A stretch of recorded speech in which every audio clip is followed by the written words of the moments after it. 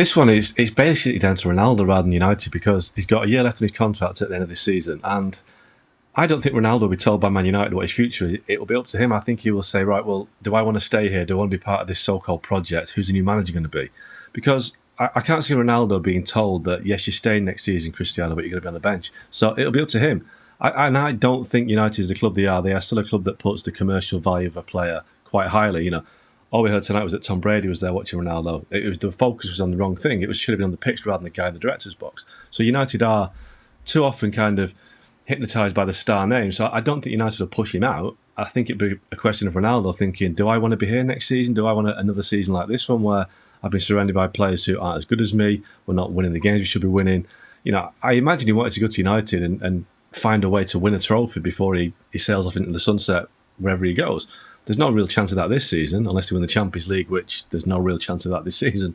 And next season, I think, you can't really see them pushing for the big honours next year. So it'll be up to Cristiano Ronaldo.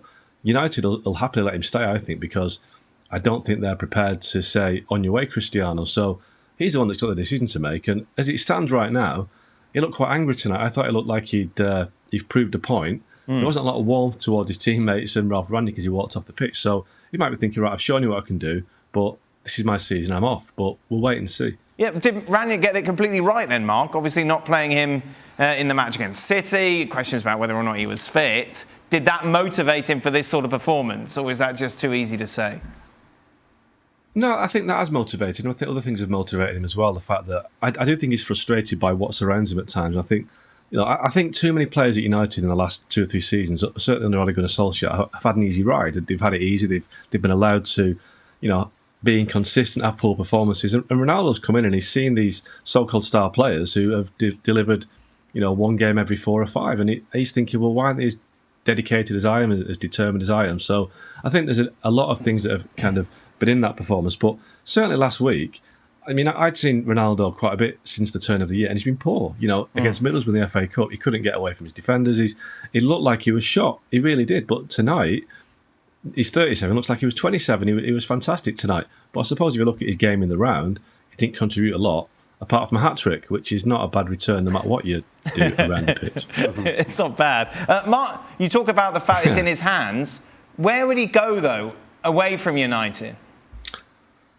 Well, this is the thing, isn't it? At 37, I think a big factor now is what happens with Portugal in the World Cup. If they get through the World Cup, then he'll want to be in a league that's competitive, that he can keep sharp. If Portugal miss out, if they lose to Turkey or Italy in the playoffs coming up, then really, he's got nothing left to achieve. There's no World Cup there as his kind of swan song. So if that happens and they get knocked out of the World Cup and he gets to the summer with no World Cup to look forward to, he might think, maybe go back to Portugal, to Sporting Lisbon for a year or 2, maybe go to the Middle East. I think that's where the money is. That's where, if he wants a similar kind of lifestyle, I think he's going to have to go to Qatar or Saudi Arabia, which doesn't really feel fitting for a player of Ronaldo's calibre. I'm not sure he'll go to the MLS. I keep hearing about Inter Miami, but I don't know. I'm not sure. I wouldn't be surprised if he went back to Portugal for a year or 2, but I think ideally, all parties would want him to stay at United, but I think he has to be convinced that it'd be worth staying next season. Well, of course, Champions League would be a big carrot to keep him there. Just take a look at the odds to qualify for the Champions League next season. Arsenal still favourites. I mentioned they got all those games in hand, but of course that victory today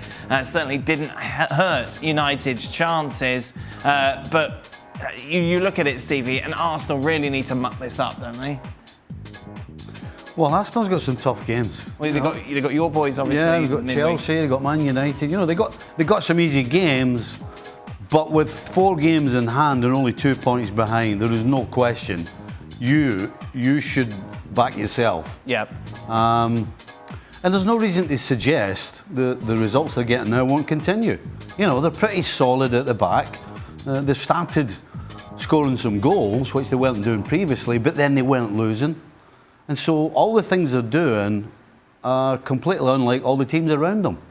Man United wins and they lose and they draw, You're not quite sure of what's going on. Yeah.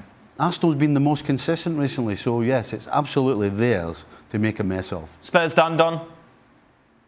Yes, I think so, Dan. I tweeted before the game, I think it was a massive chance for both teams to put a nail in the coffin of either side. I just think they're too inconsistent, Dan. I think in the last 11 games, I think it is, they've never gone back-to-back wins. It's been a win, a loss, a win, a loss. They can't get any momentum going. Antonio Conte must have been looking at that performance today, because I agree with Stevie. I thought they deserved something out of the game. At 2-2, I'm thinking Spurs could win this. And it was one of them where if they really believed in themselves, the Tottenham players, if they really thought they could win at Old Trafford, they would have done. Not saying it was that easy, but they didn't sort of back themselves. At 2-2, they thought, are we quite good enough? We might ship one at the other end. Should we stay for a 2-2? We're not sure what to do. That's not Antonio Conte's way of thinking. That's the players on the pitch thinking. So I'm not convinced now they can get top 4. Thanks so much for watching ESPN on YouTube. And for more sports highlights and analysis, be sure to download the ESPN app. And for premium content and live streaming, subscribe to ESPN Plus.